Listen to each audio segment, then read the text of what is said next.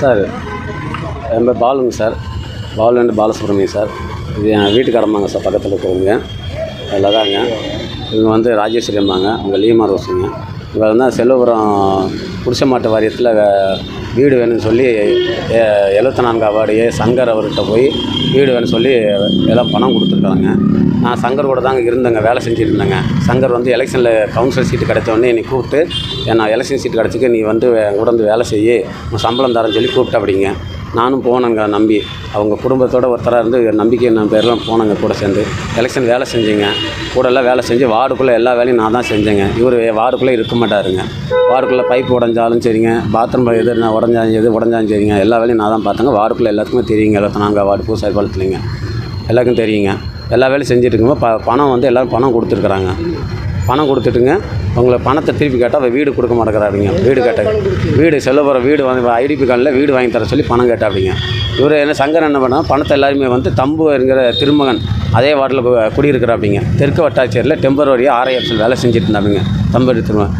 அவர் வந்து அங்கே வேலை செய்கிற இதில் கணக்காட்டி எல்லோரும் பணத்தை கையில் கொடுங்க, நான் வாங்கிட்டு உங்களுக்கு வீடு வாங்கி தரேன் அப்படின்னு சொல்லி ரெக்கமெண்ட் லெட்டரோட இவர் மேல் அதிகாரிகளுக்கு ரெக்கமெண்ட் லெட்டர் கொடுத்து இந்த லெட்டரை காட்டி நான் ரெக்கமெண்ட் பண்ணியிருக்காங்க, இல்லை உங்களுக்கு வந்து எல்லாருமே நான் இப்போ வீடு வாங்கி தந்துடுறோம் அப்படின்னு சொல்லி எல்லாருக்கும் பணம் வாங்கினேன் அப்படிங்க. ஆனால் பணம் எல்லாமே தம்பு கையில் கொடுத்து சங்கர் வாங்கிட்டேன் அப்படிங்க.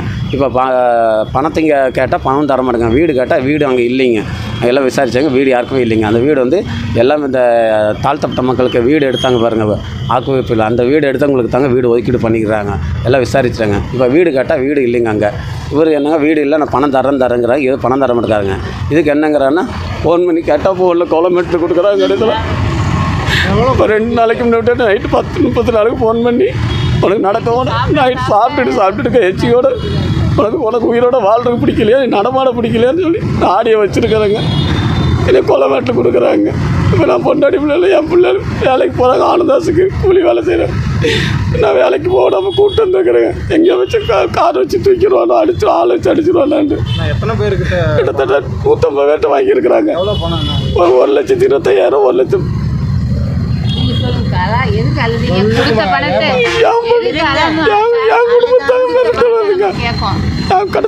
என்னதான் கொலைப்பட்டு கொடுக்கலாம். எவ்வளவு தூரம் உழைச்சிருப்பாரு தெரியுமா?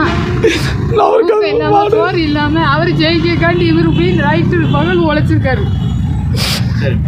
நானும் 2 பொம்பளை பிள்ளைகளை வச்சுக்கிறேங்க.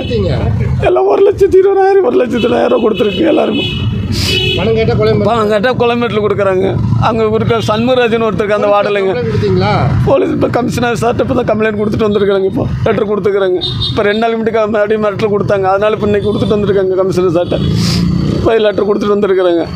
அதில் ஆடியோ வச்சுங்க, சண்முகராஜுங்க அவனை வச்சு கிலோமீட்டரில் கொடுக்குறாங்க. அந்த வார்டில் இருக்கிற பையனை வச்சுங்க. கொலை மிரட்டல் விடுத்தது சங்கருங்க, சங்கர் கவுன்சிலர் சங்கரும் சண்முகராஜனுங்க.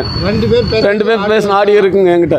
நான் உங்களுக்கு தரேங்க. இப்போ காங்கிரஸ் கவுன்சிலர் சங்கருங்க, 74 வார்டு பூசாரி பாளையங்க. அவங்களால எங்களுக்கு எந்த பிரச்சனை வந்தாலும் நாங்கள் என்ன பண்ணலாம்? நான் இப்போ என் பொண்டாடி ஆமாங்க. இப்போ இவ்வளோ வேலைக்கு போக முடியலைங்க. நீங்கள் கூட்டம் வந்துருக்கேன். வேலைக்கு போகிறவங்க இதுக்காண்டி நாங்கள் வந்துருக்கிறேன்.